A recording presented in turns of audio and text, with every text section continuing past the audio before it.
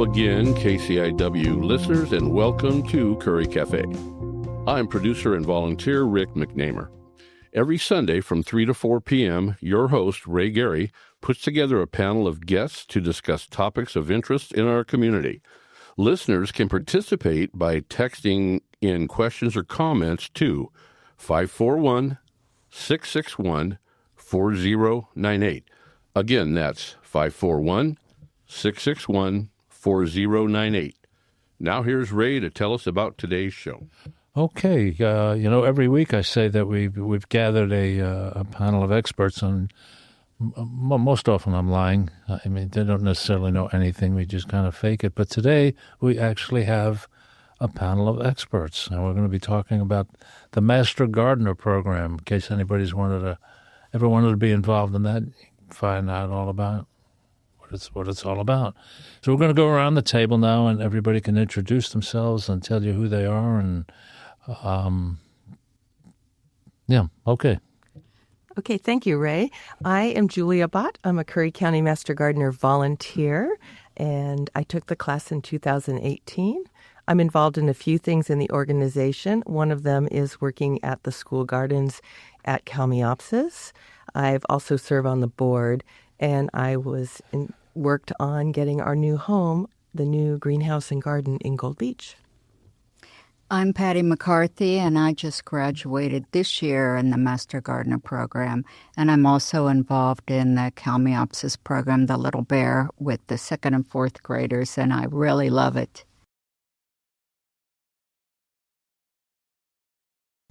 My name is Robin Rash. I am also newly graduated, so I guess I'm a trainee right now for Master Gardeners. I have done a couple of outreaches, plant clinics, and we'll get more into the plant clinic side of it. I live in Brookings. Hi, my name is Kim Foster, and I live in Port Orford, so North County. And I graduated from the class last year, so still pretty new, but this year I've been able to get involved in a few special projects, including running the Seed to Supper program at the Port Orford Public Library, which is a free 6-week gardening course. And I'm happy to talk about that more later. Okay. Who wants to start out by telling us what the Master Gardener program is and a little bit about what it takes to become one? This is not your average garden club where you meet on Saturdays and talk about your azaleas. Is that right? That's true. We try to meet with the public. Often now the 3rd week of the month at our plant clinics at various libraries across the county, and talk to them about their azaleas and help them with their sustainable gardening questions. The Curry County Master Gardeners are part of the OSU Extension Program, and since 1987, we have been volunteering in the community helping people with their gardening questions. We are trained. We go through a course to become Master Gardeners, and we do have requirements every year for continuing education as well as volunteer service hours. So what does it take to actually become a Master Gardener? Well, we have a couple of people who've recently been in the class, so they probably have the great firsthand experience. So, Robin? Okay. It's from January to March, approximately. Much of it is done, the studying online, so it's very convenient for people. If you can't physically get someplace, we do meet on site throughout the different parts of Curry County, so it would be once every month? Once, approximately every other week. Every other week. So that takes up from January to March every other week. We're either meeting in Gold Beach or we're meeting in Brookings or Port Orford. So that's the span of area you would have to go to meet in actual in-class meetings. But as I said, a lot of it is done online, and Zoom is also available for people that can't have access to getting to those locations. It's a very in-depth class, so you're not going to just be talking about one thing. in terms of gardening, but it's very comprehensive. So you're talking about insects and entomology and things that I probably wouldn't have done on my own. But it's very informative, and I am a gardener before this, but I became, I think, a better gardener now. So that's my recommendation. Yeah, please, if you can, or if you want to, text in questions or comments, 541-661-4098. Love to hear from anybody out there. Have a question or comment? Yes, so the master gardeners are volunteers. That's really the way to describe us. That's the key word. And we do public education and help people with their sustainable gardening questions. We help people make informed decisions so that they can do gardening in a way that fits them best. We provide this education through a variety of ways, and people have mentioned our plant clinics. We now are bringing our plant clinics out of the Extension office and into our local communities. So on the third Monday of the month from 10 to 1, we're at the Chetco Community Library here in Brookings. On the third Wednesday of each month, we're at the Curry Public Library in Gold Beach. And then on the third Thursday of each month, we're at the Port Orford Public Library. And all of these are from 10 to 1. You can also send us questions via email by sending an email to currymg@oregonstate.edu. That's currymg@oregonstate.edu. Or calling our voicemail, which is 541-247-6672 and extension 7. Volunteers will monitor those and get back to you with an answer. Often they ask you more questions first so they can help you really determine what the solution is to your problem. Yeah, I mean, sorry. I just wanted to build on that and say that one of the great things about the Master Gardener program is that we make really good academic research more accessible to communities. So, it is obviously, an OSU extension project, but we make all of that good academic research that's peer-reviewed and contextual for and more connected to, the lived experiences of people out here. And I think that that's just so important, especially today. There's so much misinformation online.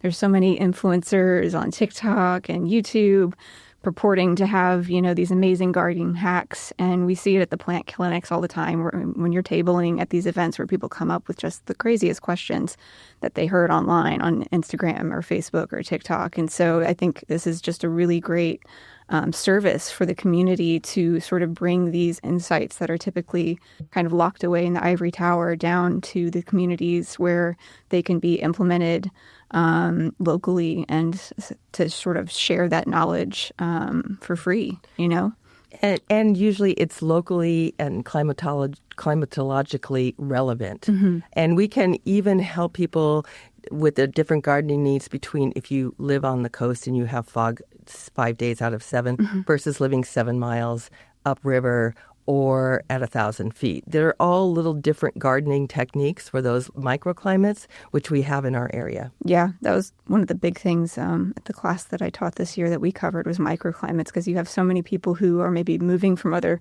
climates, or they're like, hey, I moved here from a Zone 9B and I'm in Zone 9B now, and why isn't nothing working that used to work at my old, garden where I used to live, and really just speaking to microclimates and teaching people to learn their property, because you can have a totally different microclimate, not only on the same street, but on your property itself. So it's about just sort of learning to root down and be more observant, because that is the name of the game out here on the coast. We talked a little before the show about where I live. My house is at about 1,000 feet, and a road that I walk every morning raises about 250 feet, and then it levels off, and it's at that altitude more or less for quite a ways. And at that 250 feet, there are plants growing there that do not grow at my altitude. Rhododendrons being one. Rhododendrons are thick up at that 1,250-foot level, but they don't live at all where I am, at least the wild ones don't. Mm-hmm. Yeah, soil chemistry and the microbes and pH, all of that. And the sun, the amount of sun they get, the aspect. Yeah. And the angle of the... Yeah, I also mentioned earlier a plant that I've been trying to transplant that just doesn't seem to want to live where I am. Well, the wind is also a major factor out here, that can really suck out the heat units in that particular area where you're trying to grow. Whereas, maybe that plant in the wild is protected more by, the foliage of the forest. So the wind is a big factor, yeah. Okay, getting back to Master Gardener program, you mentioned how many weeks. You didn't mention, I don't think, how many weeks this takes. So the class starts in the middle of January, and the actual classroom activities, the Saturday in-person classes or the online modules, go to mid-March. And then the trainees take an exam that they have to pass with 70%. It's open book. You can do it with partners because that's how we do research when we're doing our plant clinics or asking questions. After that, they have 40 hours of in-person service learning that they do by volunteering in the community. And if you complete both the education part, the classes and modules, and do the volunteer time, then you get certified as a Master Gardener. The cost is $150, and if you get certified, $50 is refunded back to you. Registration usually opens in mid-November. The class begins in mid-January. And then, like I say, once you're certified, you go on to stay a Master Gardener as long as you meet the new certification rules, which we have 20 hours of volunteer service and 10 hours of continuing education. So the first year is more onerous in terms of the number of hours of volunteer service and the number of continuing or the education time, but it is a deep dive, isn't it? And it's really fun, and it's very easy to volunteer those 40 hours, as you've talked about. Once you start volunteering with an organization that you love and that you think is important, you just keep volunteering. So you actually have to recertify every year? Yeah, every year we Master Gardeners are certified. I talked to a friend of mine who I know is a Master Gardener, and just to get out of doing the show, I'm sure. He says, well, I'm not current. Oh, yeah. So he likes butterflies, doesn't he? Yes. Yes. And he is not current.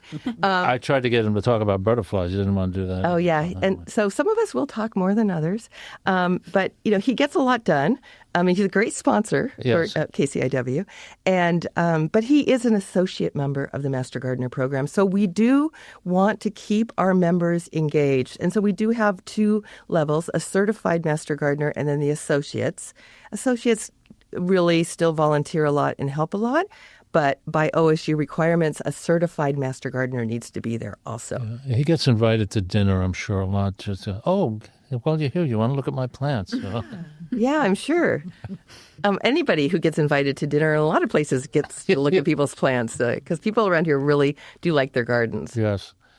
And when I hear garden, I think of decorative plants. I don't think of lettuce and tomatoes or things like that. But you guys go both ways.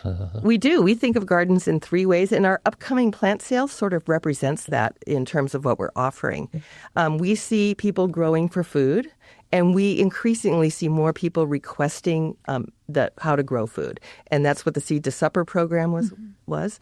We also think about ornamentals. Beauty in your garden, and the serenity is important for our community. And then we all look at native communities. Yes. At native plants, incorporating those and pollinator plants into your garden. Or many of us have larger landscapes around our developed home parcels. And we need to keep those in healthy native landscapes, address the invasives. And if you keep a healthy native landscape, you can reduce your fire risk and maintain more habitat for the animals that have been here since things started sprouting. So our plant sale has vegetables, locally grown vegetables raised by volunteers. And this year we're going to have a really strong selection of vegetables, a lot of variety, and the plants look great. We also have a large variety, many varieties of perennial plants that live year to year, shrubs that are locally adaptive and work well in our climate. And then we have native plants, too. I think we have about 40 varieties of native plants that are also available at our plant sale, which is coming up next Saturday, Saturday the 10th, always the Saturday before Mother's Day, at our new home in Gold Beach at our new greenhouse and garden at the Gold Beach Community Center from 10 to 1 on Saturday, May 10th. You guys are busy. Yes. How many master gardeners are there that actually work on this program? So right now, between our associate members, our certified members, and our trainees, we have 67 members, which is really great because right about COVID time, we got down to about 25. And so we were really stretched. But now with this many volunteers, we have programs in all 3 school districts. We are working with all 3 school districts doing school gardens. We're able to bring our plant clinics out to 3 different communities. And we are putting on an awesome plant sale. We have our new home. We have great trainees. And we've been doing some talks at SWAC or at libraries. Yeah, and the more programs that we can put on, and the more events that we can go to, it kind of has this iterative effect of being a feeder for more master gardeners. So I think it's awesome how we were able to expand like that. And we will be if you wanted to also meet some of us or find out more. For Azalea Fest, the Brookings Harbor Garden Club, which some of our trainees are also involved in that, and some of our members. They have their annual plant sale on Saturday and Sunday of Azalea Festival at the Botanical Garden, which the Brookings Harbor Garden Club maintains and keeps. It's a lovely garden. So we will be there tabling, providing information to people and helping answer their gardening questions. And what about the plant they just bought that was lovingly raised by the Brookings Harbor Garden Club volunteers? And both of Robin and Patty are with both organizations. In case you guys want to pitch that. Okay. Yeah, I bought, it was about 3 years ago, I think. I went to that and bought some plants. And one of them, I don't know what the A plant was, but also in the pot there was a maple tree that I planted separately, and it's doing beautifully. So. Yeah, we also have a plant sale up in North County coming up, Langlois Lions plant sale. And I'll be tabling there on that Friday. It's May 16th and 17th from 9 a.m. to 4 p.m. At the Langlois Lions Center up in Langlois. So if there's anyone listening that far north, it's about as far north as you can get, but that's coming up too. Yes. And so all of these plant sales, what they do is that they really do help fund organizations and the work that they do in the community. Our plant sale is our major fundraiser. I know for the Lions Club, it's a major fundraiser, and I'm sure it really makes a difference for the Brookings Harbor Garden Club. The Garden Club, it is also. And we also have a flower show that happens down there also on the Saturday and Sunday of Memorial Weekend at the Botanical Garden. You were talking about the school kids. It's unusual and exciting. Are they really that excited about growing? I mean, that's a big deal. I would think these days that wouldn't be let's just go to fast food and call it. Oh, my goodness. Well, that's wonderful. Yeah, harvesting carrots, harvesting strawberries, radishes. They love it, and they really love to weed, which we have. Oh, thank goodness. I know. We are closer to the ground. I never picked that one up. Yeah, it's really great. Yes, they are closer to the ground. Weeding isn't the easiest thing. But Patty, as a volunteer, can speak to some of the joy. Yeah, the kids really love it. And, we have the 2nd and the 4th graders, and they get very involved with it, and they learn also about bugs and how not to be afraid of bugs, that a lot of bugs are very beneficial for the plants, and they do seeding and learning about climate. And, they're very interested. It's a lot of fun. Well, you bet. And like I said, that's pretty important, have the next generation, if you will, come on up and keep it going. Yeah, so there's also a school garden up at Riley Creek School in Gold Beach, and Master Gardeners maintain that. And here at Brookings, we do more hands-on programming with the students. And in Gold Beach, it's more of maintaining it and assisting teachers with curriculum that they bring out. And then up at Driftwood in Port Orford, their elementary school, they have a person in there who really works, a teacher or a staff faculty with the school district who works on the gardens. And our volunteers help maintain that garden and also provide some support during some class times.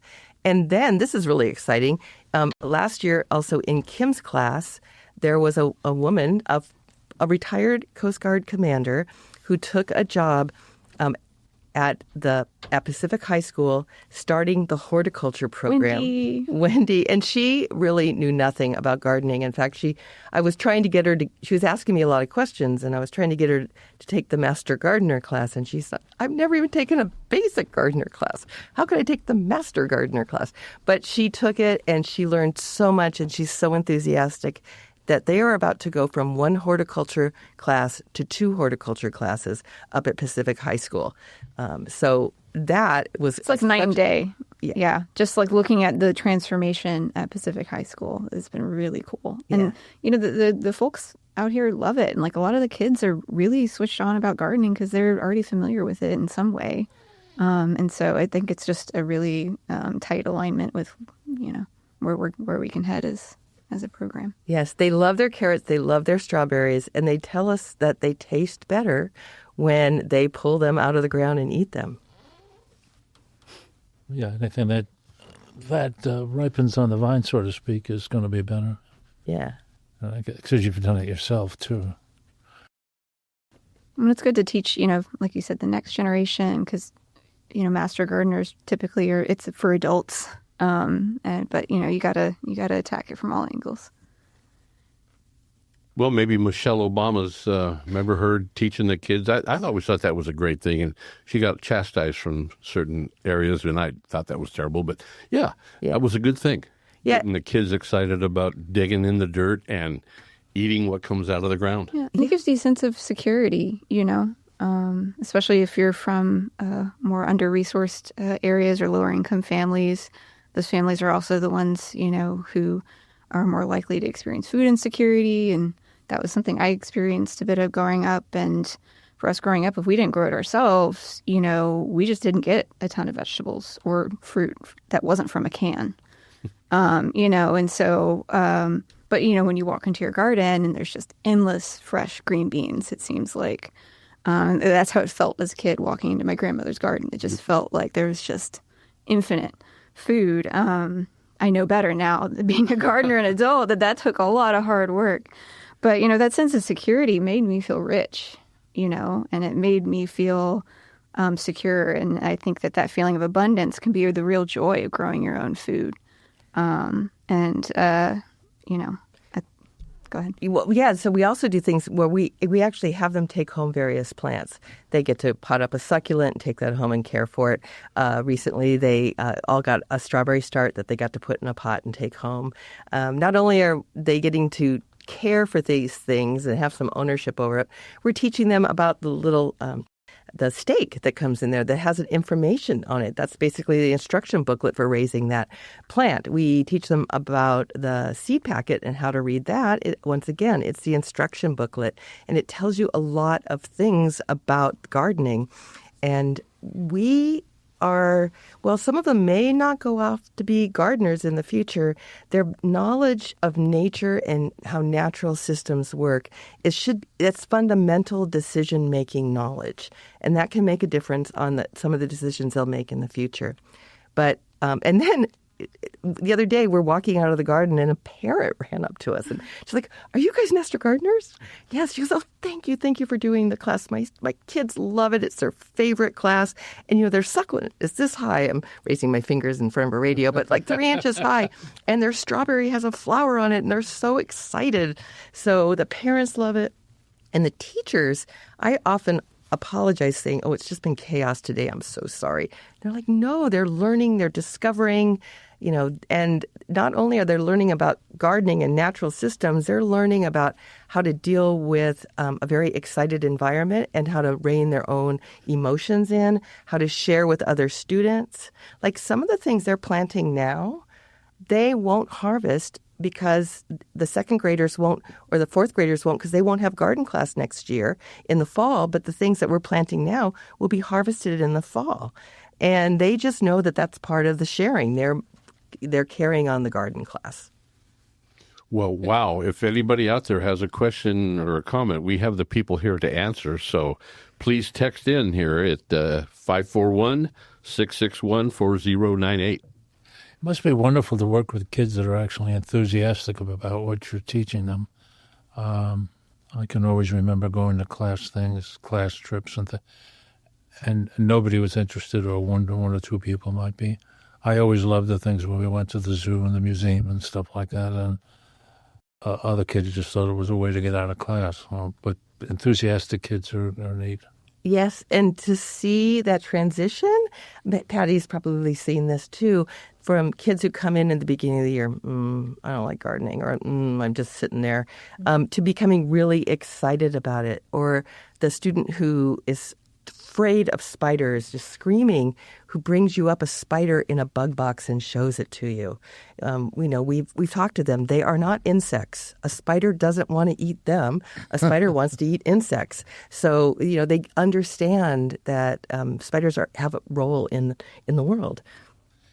I think also that's really cool is that they form a connection with nature. And if you read about things that decrease your stress as you get older, it's connection and bonding and going out into nature. So we're starting to teach them how to bond with nature.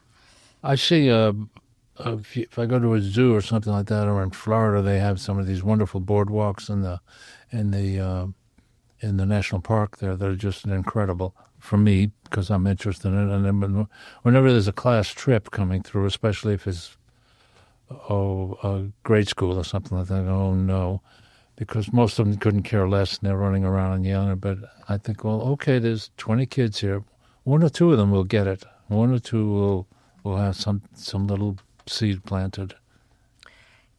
Yes, I think we live in a rural area. Most of these kids are somewhat a little bit more connected to nature than, say, I was, where I grew up in apartments in a very dense urban area. And embarrassingly, when I was a teenager, I saw someone's vegetable garden for the first time, and I actually asked them how deep their dirt went, because I thought everything was concrete, and then you brought in dirt and put it on top of it. So these kids have that one leg up on that because they know that there's dirt everywhere.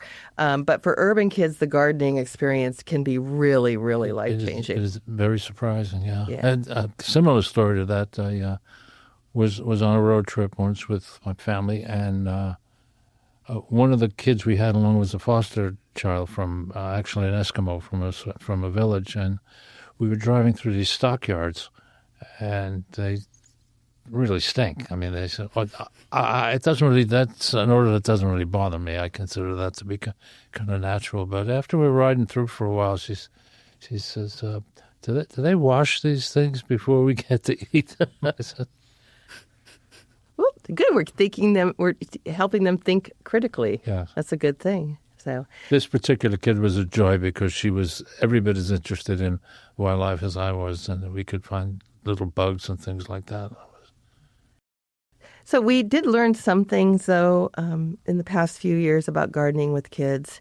And one of them was the assumption that everybody has a yard, and not everybody has a yard. And so we have gone through, often we'll send home vegetables with the kids to grow, but we make sure if they don't have a place to plant it at home that they have a good-sized container for it.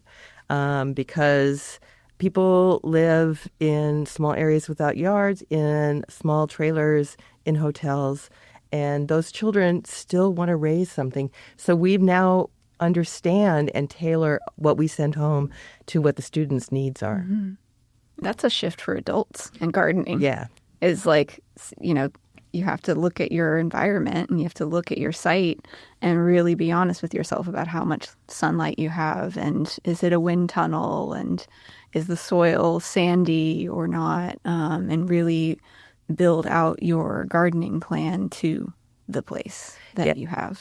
So we have this new home, our new greenhouse and garden up in Gold Beach, and it's on the property of the Gold Beach Community Center.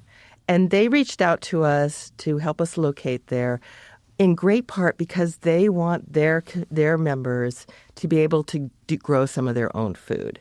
And while they are the community center, previously known as the senior center, and they're really trying to get away from that and have all ages involved, realistically, a lot of their clients are seniors. And so we've talked to them about the fact that, yeah, you can have some raised beds, but there's a whole lot of other ways that seniors can raise food in their house without a lot of strenuous garden. I mean, there's easy ways like microgreens, where you're just raising the first leaves and sprouts, and you're putting them on your salads or garnish on a shell of some sort.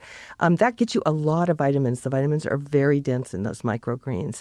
There's some aquaponics ways that you can grow things in water. And you've seen sometimes people with big, big operations to grow lettuce or basil or even tomatoes or broccoli in hydroponics in water.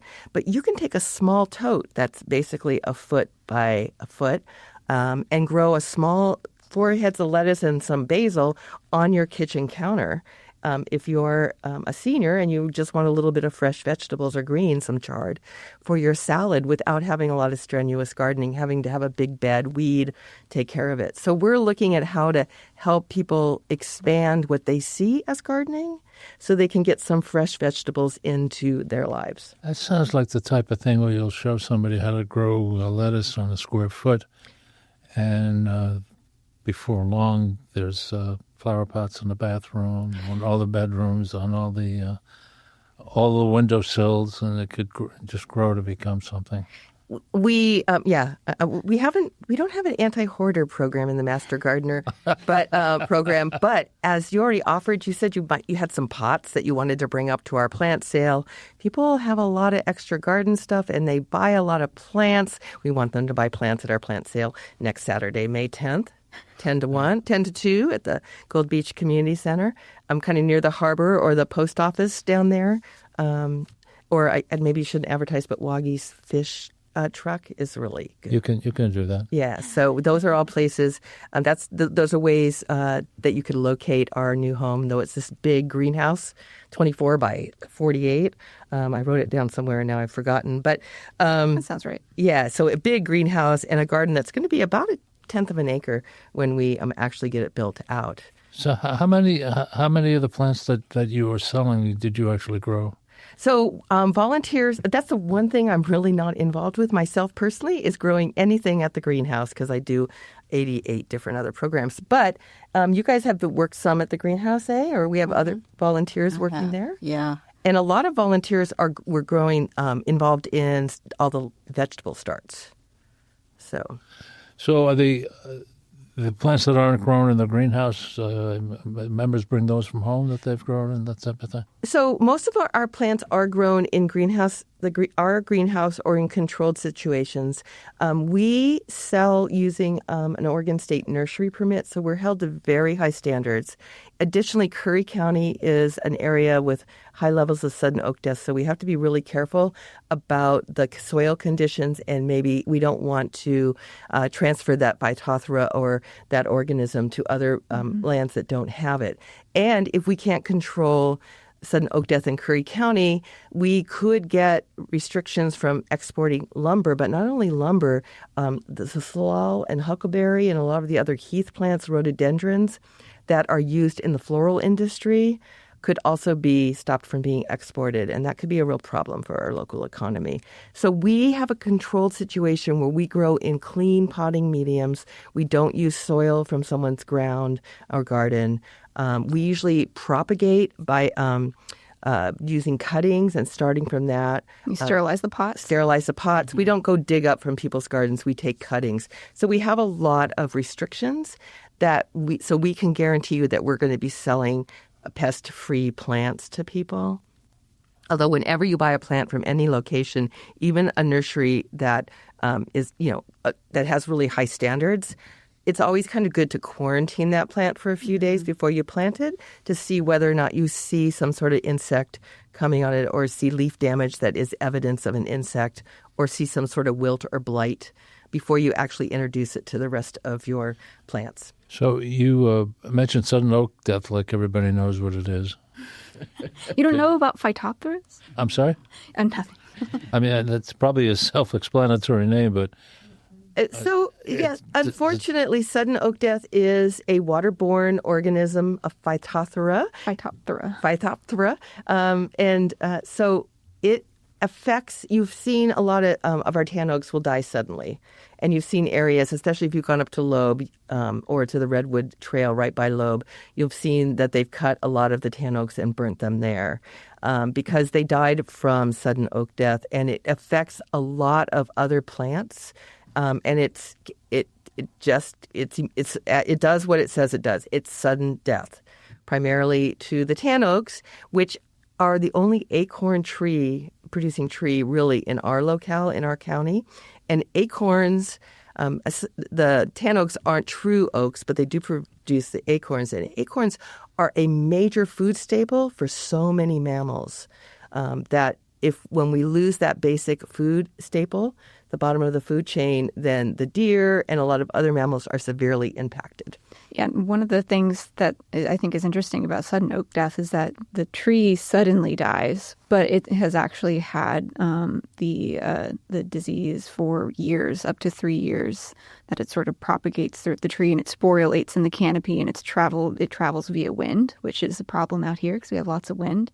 And so it's tricky to track and contain because the tree can look healthy for years and look green, and then suddenly it dies. And it's because the rot sort of rings the tree and chokes it from the inside, so you can't really see the tree being affected by the disease until all the leaves suddenly turn brown at once. But that's why it's been very difficult to contain, and we kind of look ahead to where the disease is and sort of look north or look south to see, okay, if it's here today and there are trees dying here today, there may be some that look healthy that are actually affected. We just can't see it yet. And so I think that makes it particularly difficult, and that's why we just are extra careful about soil, because just because it looks like your tan oak is healthy doesn't mean necessarily that it'll stay healthy. Yes, so it is, it's unfortunate because people like to share their plants, but we highly recommend that you do not dig up plants from your yard and share them with someone else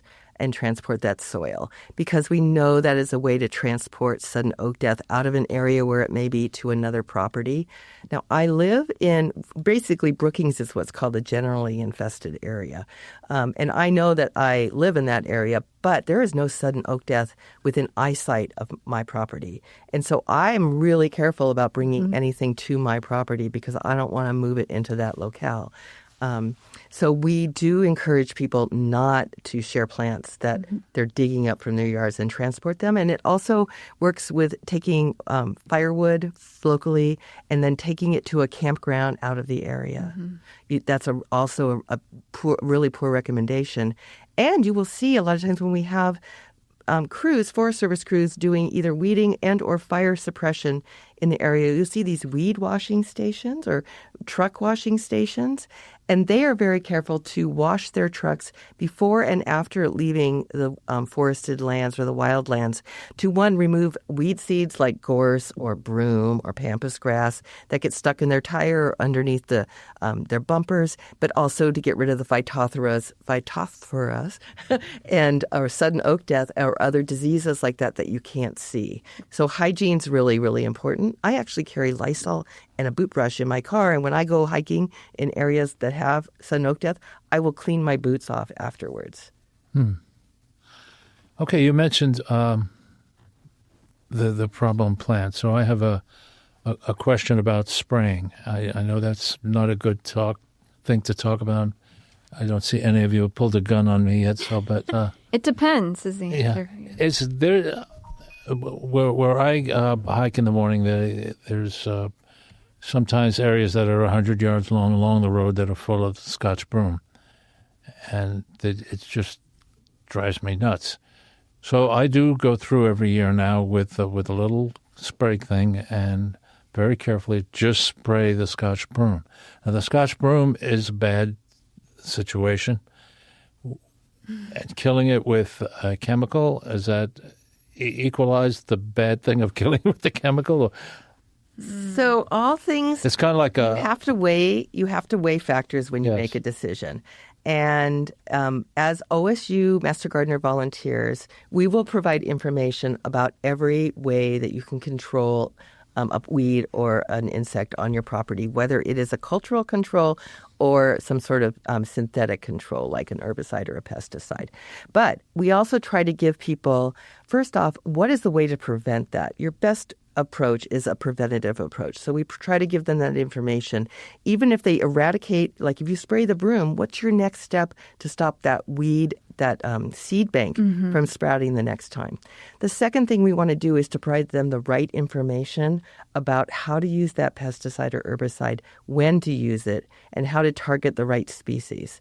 And most importantly, any personal protective equipment that should be used or any other considerations for the environment. Like the wind. The wind, or if it's raining and stuff like that. So, and a lot of people in restoration, and I've done restoration work for a long time, and I've worked on removing pampas grass from our road, and I use this Curry Soil and Water Conservation District, or the Curry Watersheds Partnership, to come up, and they did use herbicide to remove that. It's really the only way. The infestation was dangerous. Fire trucks, even my car couldn't really get up the road anymore. It was the tool that we needed to use. Typically, you need to stump and treat it. So Yes. you would cut it first, and then when the cut is fresh, you would then paint on I think it's triclopyr. You would paint that on very carefully onto the open wound. Yeah. So that way it permeates into the root. If you're just spraying it on the foliage, and the wind's going to take it away, it may not be even the right herbicide. And Right. So you need to find the right herbicide. And then, as you said, if you spray it just directly on that, and actually some of the signs that they're seeing with pampas grass is that if you cut it first, you're just spreading the seed bank. So actually, if you can spray it in there right before, when the fronds are still in their purple stage, before they have actually matured into seeds, that herbicide will kill those seeds also. So you're not it's spreading like tree of heaven, where you don't want to cut that. Yeah. So each species is different. And so you need to know, right, you don't want to do it when it's windy. You want to have a very focused application of the right herbicide or pesticide for that plant at the time that it's going to be effective. So if you go out and spray the herbicide on pampas grass in October, you've missed your window.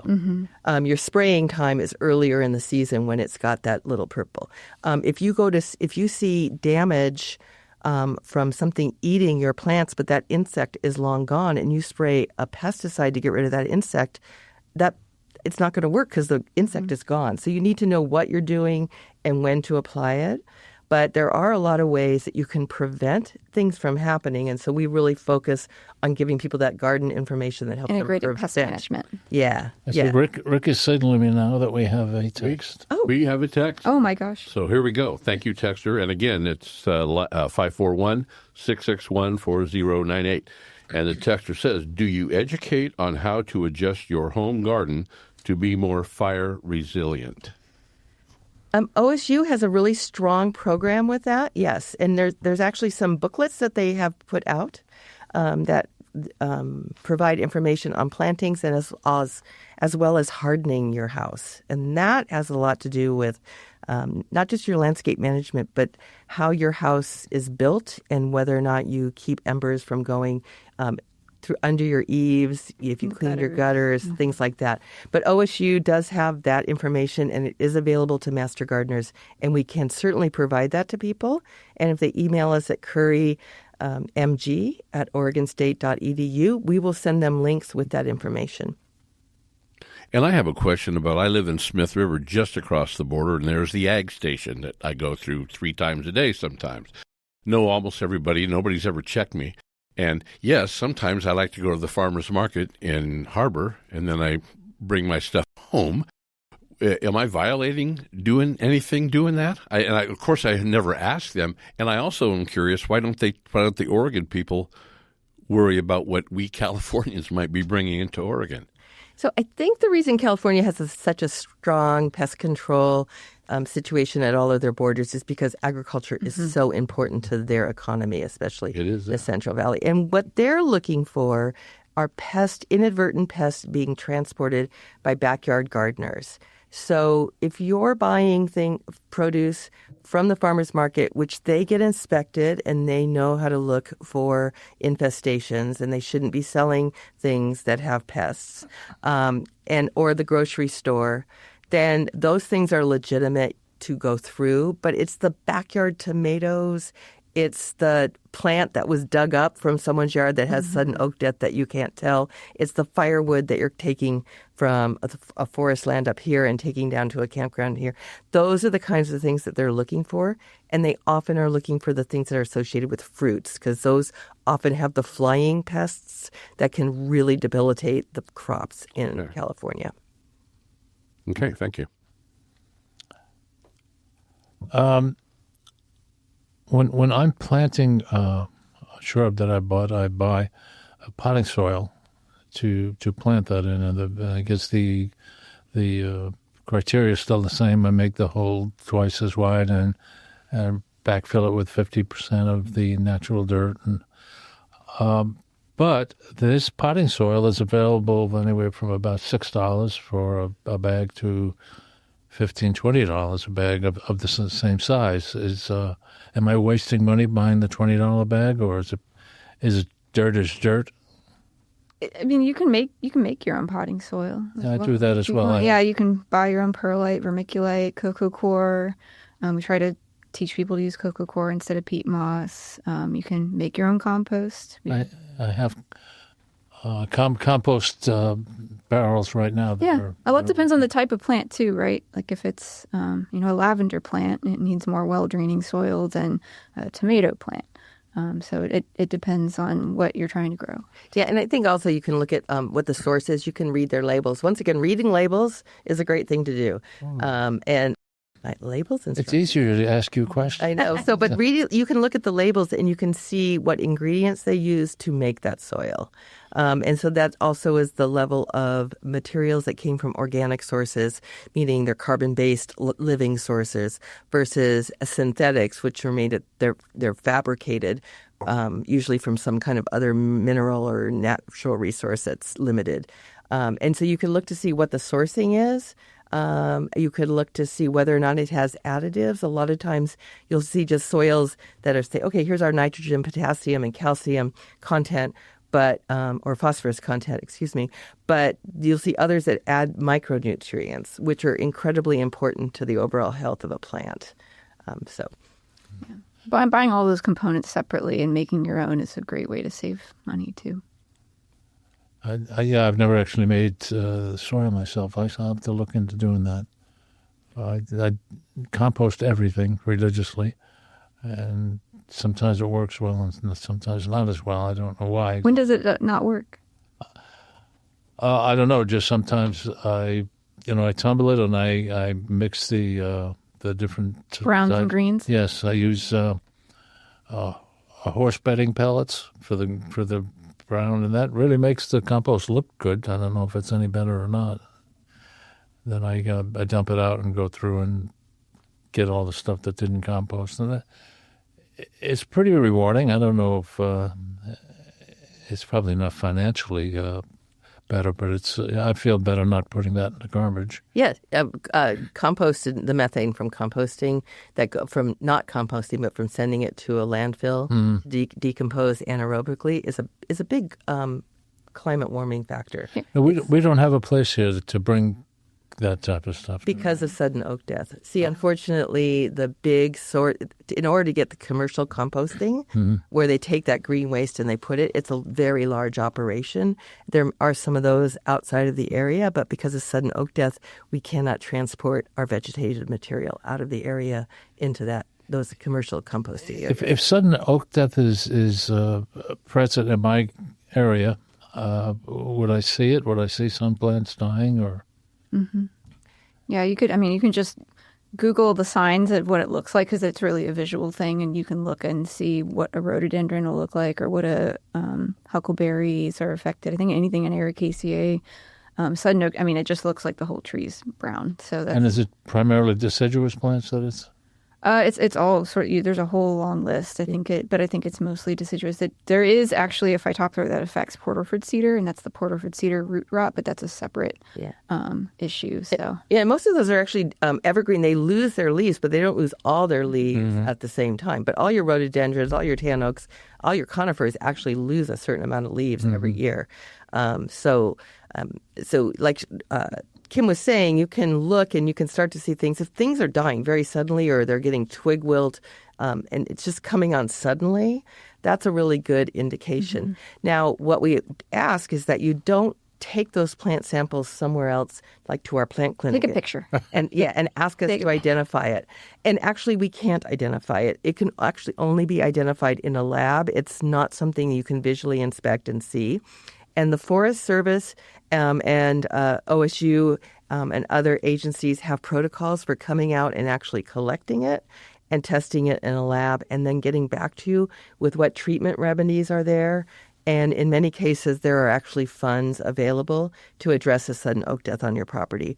So if you think that you do have sudden oak death, your best course of action is to contact the local Brookings office of the Forest Service. Tell them you think that they will start a course of inspection and tell you what to do if there is a problem. We don't seem to have a whole lot of an insect problem here, at least not on my landscaping. There are. I see slugs all the time, and everybody gets all upset. If they're actually on my plants, I just move them. And You're so lucky. I'm sorry. You're lucky. Yeah, I was with a friend one time, and we were at a plant sale, and she picked up a snail and very happily crushed it into the ground. And I don't like to kill things. I kind of so I said, "Give them to me. I'll take them home." She thought I was kidding, and then she's complaining about the snail problem she has at her house. And it turns out that sometimes she will pick up a large flower pot and move it, and there'll be 15 or 20 or 30 snails under that. I don't see 30 snails in a year.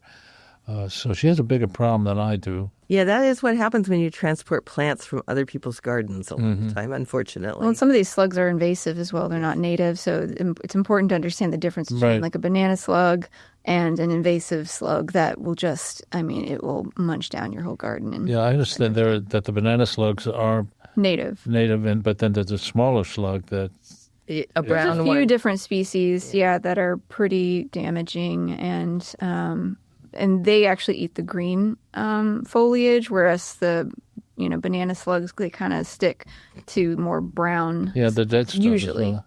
the dead stuff. So it's important to know and differentiate between the two. Except for the banana slug that I found on my cauliflower. Oh, rude. Today. Rude, yeah. So I do toss them into habitat and tell them to go live their good life there. But there are some great ways that you can also get slugs out of your garden if you need to. There are traps, and you've heard about using beer, but there's also one where you can make a yeast flour slurry. A dough, slurry. yeah. It works so well. I use that like twice a week, and I've killed, hundreds of slugs. So they've all... What's the recipe? It is you use 1 part flour, so just regular flour, and then 2 parts water, and I just use a teaspoon of instant yeast and slurry it up. So it's 1 cup of flour, 2 cups of water, a teaspoon instant yeast, slurry it up, and you pour it in your slug traps, and they come. They come and they drown, and it's very satisfying when you have had so much slug damage.